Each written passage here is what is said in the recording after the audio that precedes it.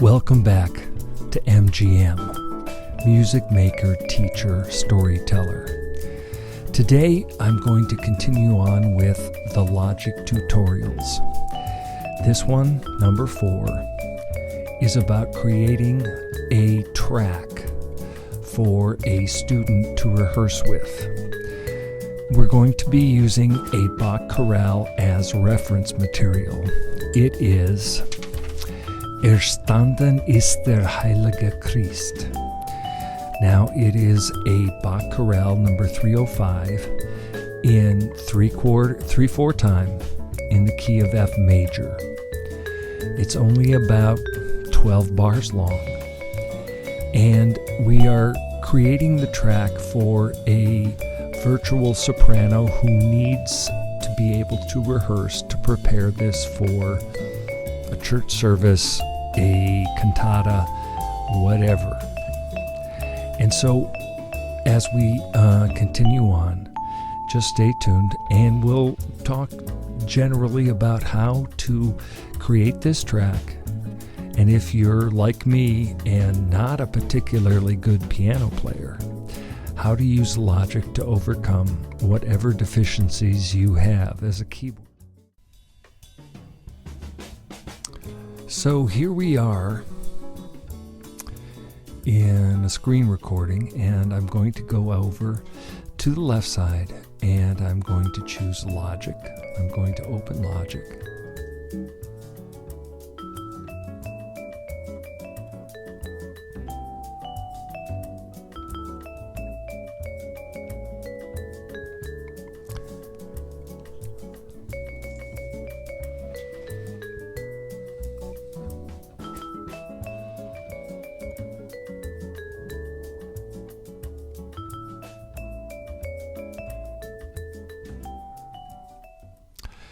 Now, this is the last project I was working on, so that's what it opens to. So I'm going to close out of this. I'm going to open a new one, and I'm going to need 2 software instruments, one for the soprano and one for the click track. So I come down to number of tracks, I hit 2, and I create. Now the click track, I always put it at the bottom. So I choose that. I come to the left here, scroll over, go to where it says orchestral. Then I go to where it says percussion, and I choose orchestral kit. Now, we are going to be in the time signature of 3/4. So my cursor is at 1, and if I go up here to this area, select, I can then choose 3/4 time. And as you notice here, I'm going to go back and forth. Here we go. Notice here, everything has turned into 3 beats per measure as opposed to 4 beats per measure. I'm going to come back up here, and then it went back out to 4. I'm going back just as a demonstration of how you do this. Now, I'm going to get rid of some of this eventually, but right now I'm going to pull out the loop, and I'm going to extend this so that I see each measure as opposed to 2 measures at a time. So prior to this, I saw just measure 1, then 3, then 5. This way, I get to see each measure. So I am in 3/4 time, so I'm going to record a click track at this point, and I'm just going to find out where my sounds are. So I'm going to turn my keyboard on its own sounds off, so all I'm hearing is the computer sounds. Now I tend to use the lower sound as the 1. So we're going to record.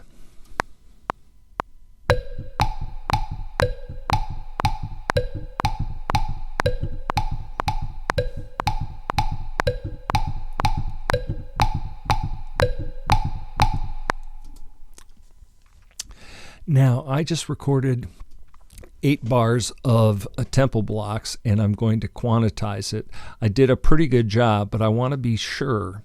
So I'm going to go to quantize, and I'm going to go to quarter note, and there it is. Now, coming out here, this piece is about 16, 18, 20 bars long. So what I'm going to do is I'm going to get my cursor at 9. You see it here? It's 8-3. I don't want 8-3. I want 9. I want to make sure I'm at 9-1. Then I'm going to select, Command copy, Command paste, and again, and again. I probably won't need this much, and I'll end up deleting some of this, but for right now, this is just fine. Okay, going back to the top. Okay, here we are at measure 1. Now, this is the sound I would have if I simply use the classic electric piano.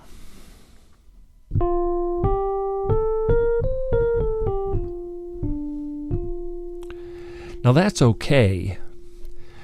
I personally, and from my experience working with the kids, have discovered that they prefer an actual piano sound. I could choose, and I'll play around with this right now to give you an example of it. I could choose, what do we have in orchestral? Nope, don't want that. If I go to the world, I have voices over here. I could have South African singers.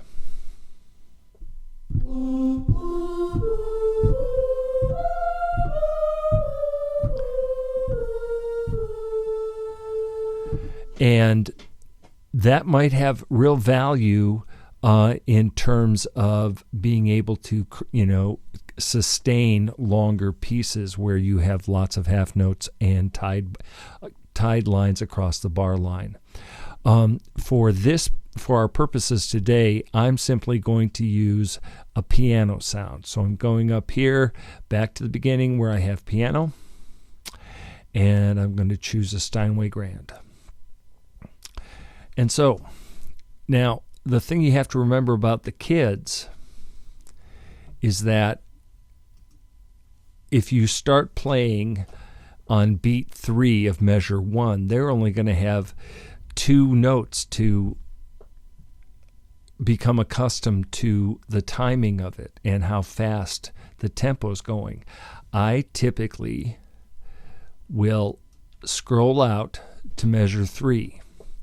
That gives the kids 2 bars of hearing the click track prior to their coming in. Now, this piece comes in on beat 3, so it's a pickup. So what the kids will hear is 1, 2, 3, 2, 2, 3, 3, 2, and then I'll play. Now, I don't know how well I'm going to play this. This should be interesting. Now, by putting my cursor and starting at beat 3, 1, I will get from Logic one measure of time as an intro so I can play. And given the circumstances here where I'm not coming in until beat 3 of this first measure, that should be enough. So I'm going to make sure my metronome in Logic is off, so all I hear, I'll play it so you can hear it. That is also much faster than I want to play it. So I'm going to go here to tempo, and I'm going to slow it down to about 80. Let's listen to that.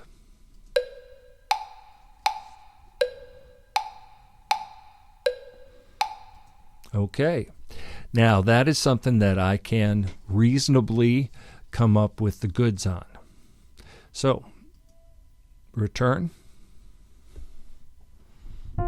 And I might spend some time now just playing it to get a feel for it. 1, 2, 3, 1, 2.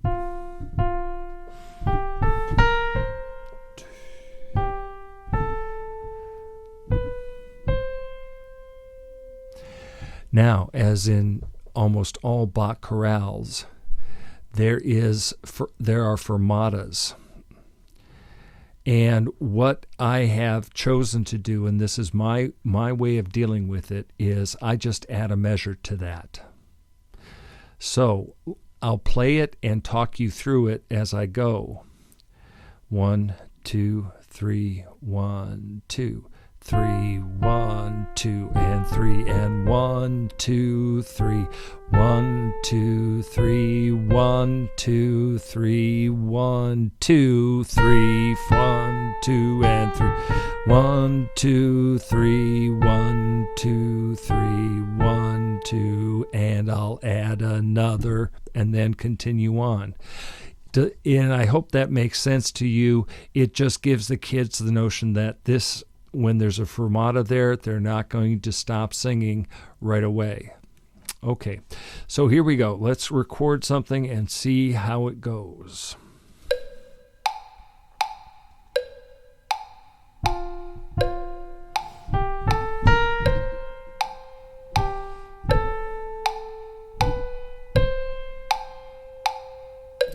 I didn't like that. I had a clumsy moment where one of the sounds with the velocity sensitivity of the keyboard would have just been all of a sudden much louder. So I'm going to erase that and try it again.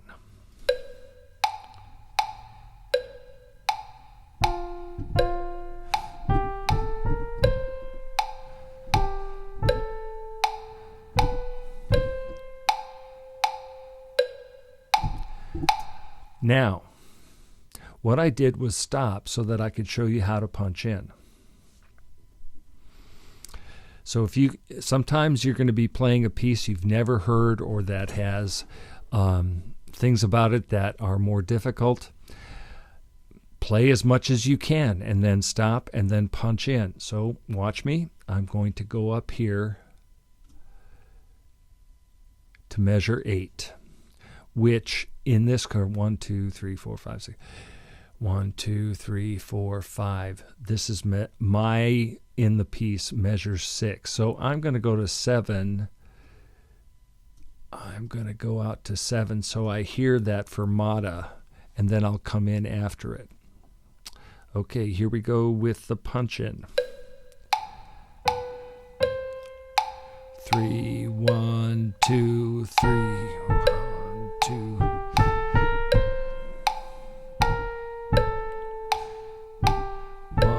2, 3, 1, 2. Okay, I did the same thing. Now we have 2 sections that have been tied together. Now when I'm in a piece that has rests and so forth, I simply jump ahead. I figure out, because I've come in at measure 3 here, and that has become my pickup measure to 4, which is the first measure. I have to refigure out everything, and quite often when I'm recording an entire SATB version of something, I renumber the measures so that I know where I am in a longer piece. When you get to 12 pages of music, being able to know where you're at makes sense. So that's one of my tricks, is to renumber the measures. I mean, another solution for you could be just playing right from the get-go and then sliding the entire arrangement back 2 measures, and that works as well. So that will be up to you. So I'm going to pick up and record this last bit. Let's see.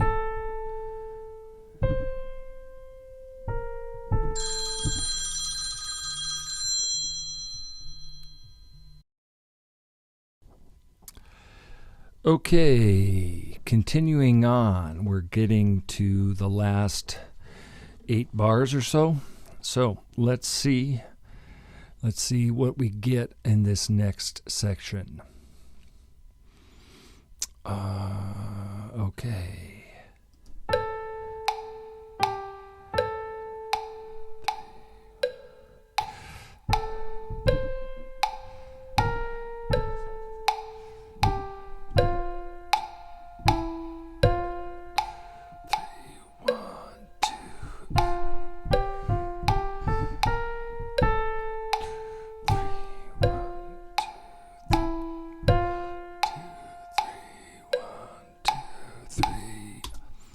Okay, so we've gotten our 24 bars because we've added some, and we have excess click track, so I'm going to delete that.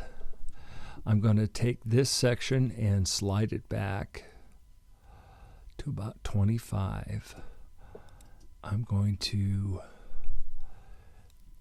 You can trim things like this, and if you go up here, you'll see split by playhead. So right now I'm on this, and I'm going to split this by the playhead. Then it appears out here, and then you simply delete it. Now eventually I'm going to bounce this, which means I'm going to take it and play it and turn it into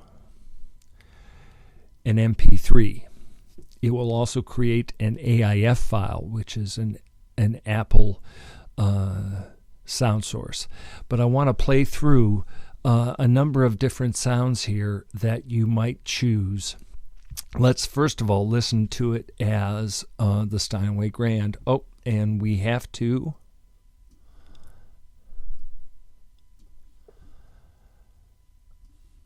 slide this all the way back. Now, if you don't do that and you try to bounce it, it will only bounce from where that insert point is. So let's just listen to this.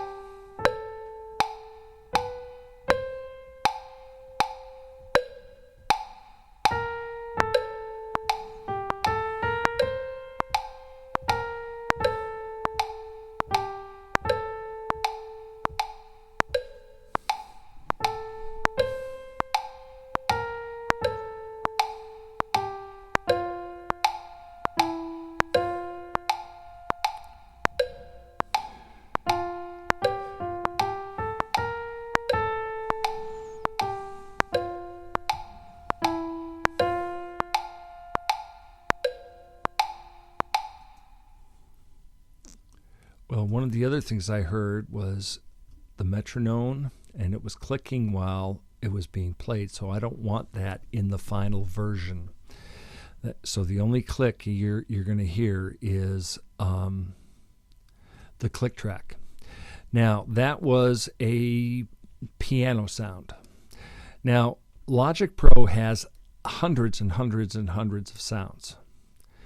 And some of them are absolutely wonderful. Some of them will drive you crazy. And obviously, it's pointed more towards a rock and roll environment and or a movie soundtrack environment. So I'm going to go back here, and I'm going to choose the Steinway, and I want you to hear some different sounds that might be possible. So we're going to the orchestral, and I'm going to go to woodwinds, and I'm going to go to the flutes. So now you get to hear the same thing as a flute.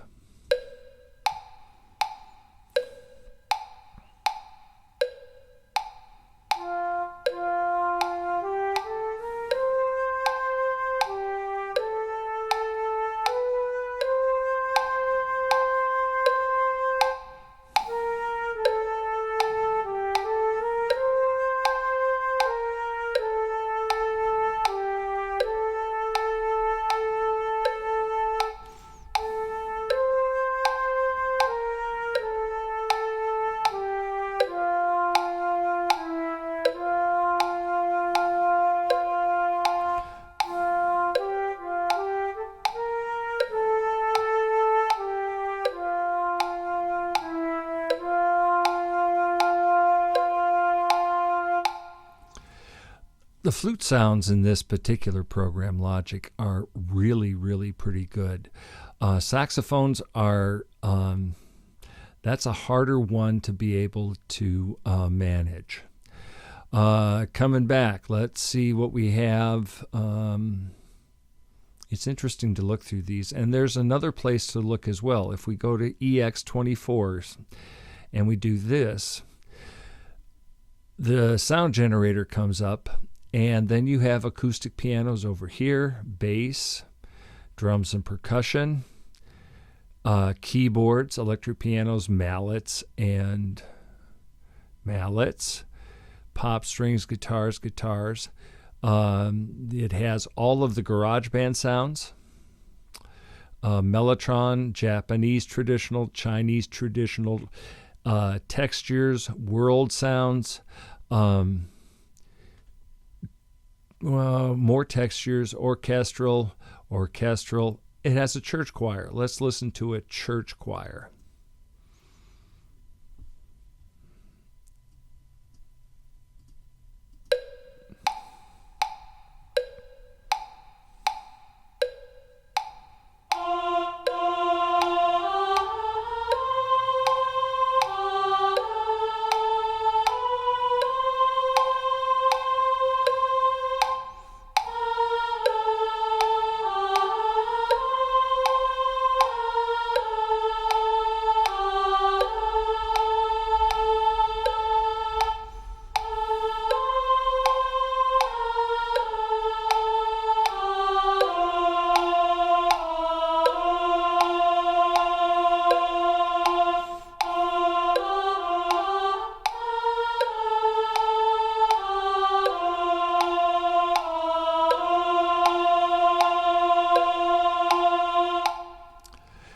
I don't happen to like those sounds particularly.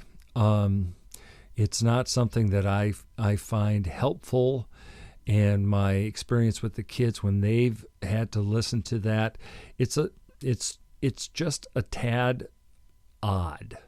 So I'm going to go back. I'm going to clear out of this, and I'm going to come back over here and return us to the piano sound.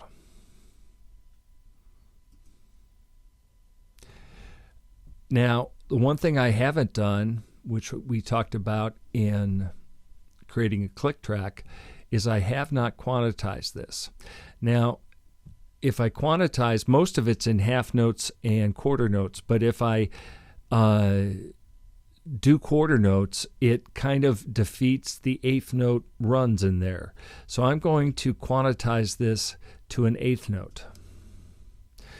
Now, let's listen to it and see what it sounds like, and if that's made it better or tighter, or do I need to let it go?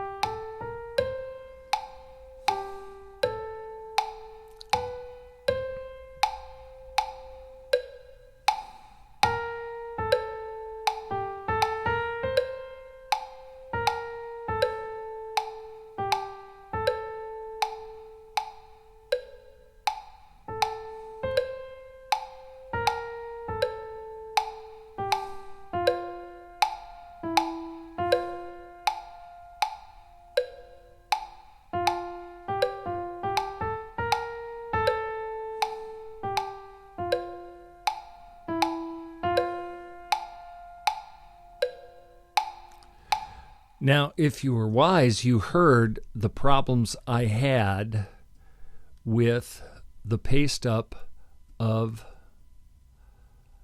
the click track. And the problem is right here. It says it's at N1 181. So I am going to delete that click track. Delete that click track, and come on back.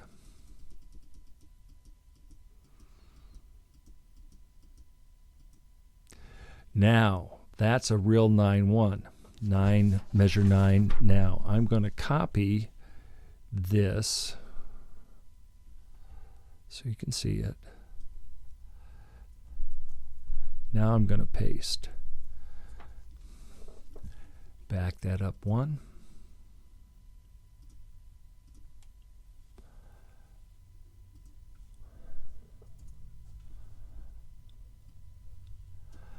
Now let's play it.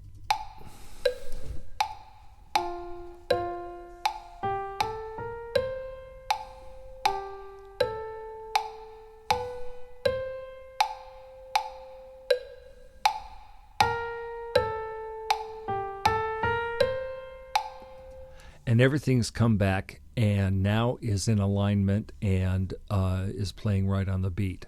So those are the kind of things that you have to be able to, you can't just play it once and think it's right. You have to go through the process. When I was playing over it, I was close, but I wasn't. As soon as I quantized this, everything below it had to be adjusted. So that makes it better ultimately for the kids because they know it's falling right where it needs to.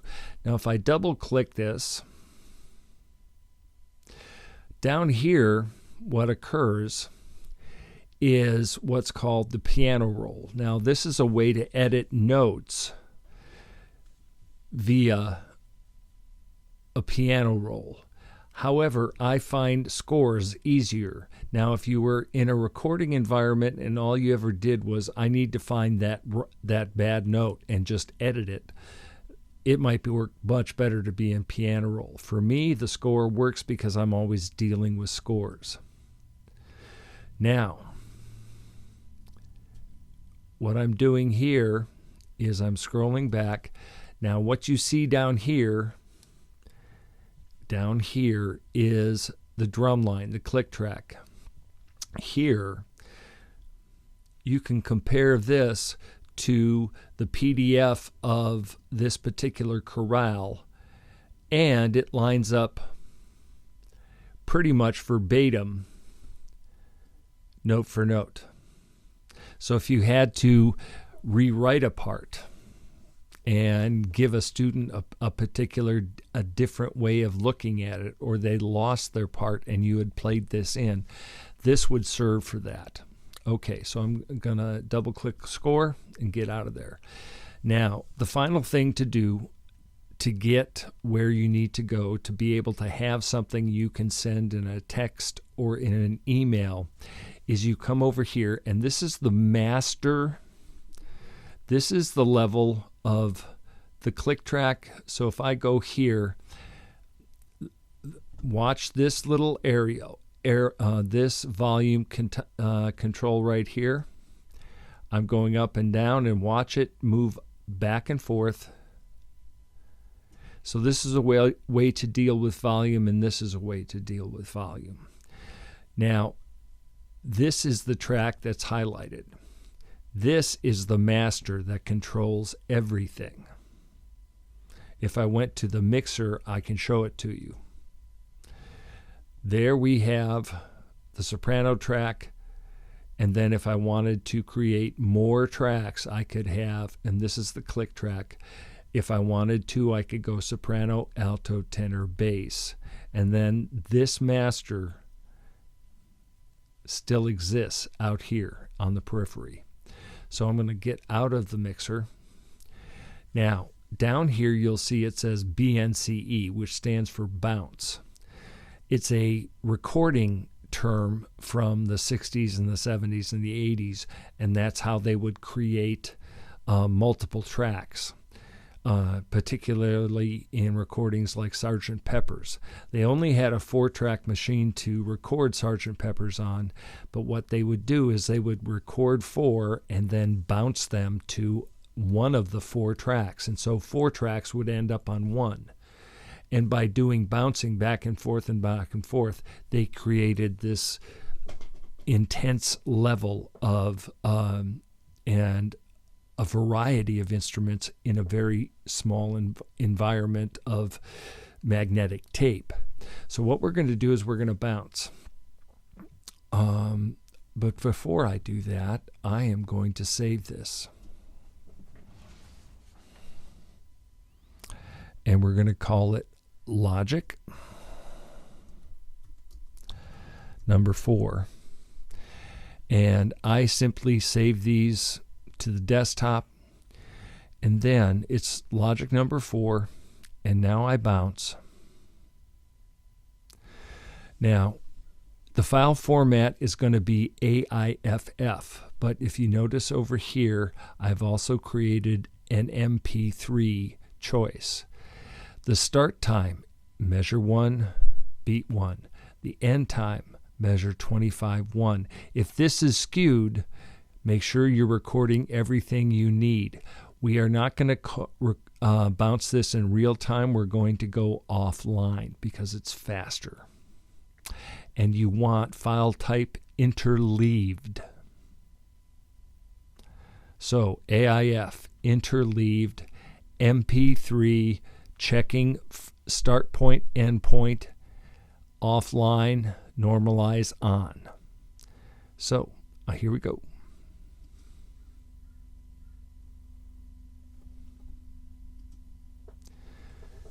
So first it bounces.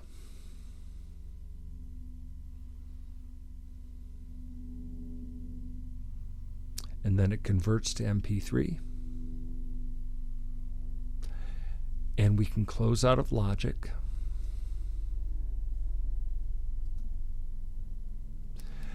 And then we can come and find Logic number 4 as an MP3. Now my default typically is iTunes, so it'll likely come up here, or maybe not. Let's see. Come on up.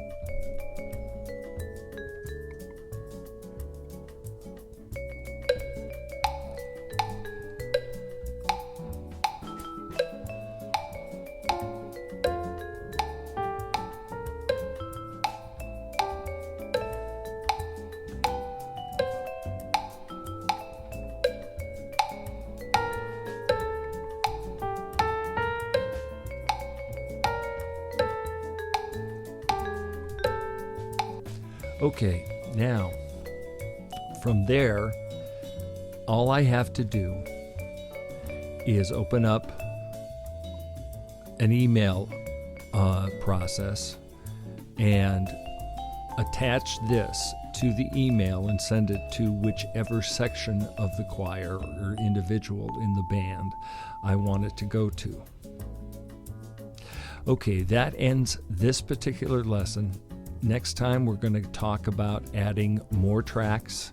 So we'll eventually do the entire Bach chorale, and then I'll show you how to master it in such a way, or mix down a particular set of sequences so the altos can hear their part primarily, or the tenors or the basses.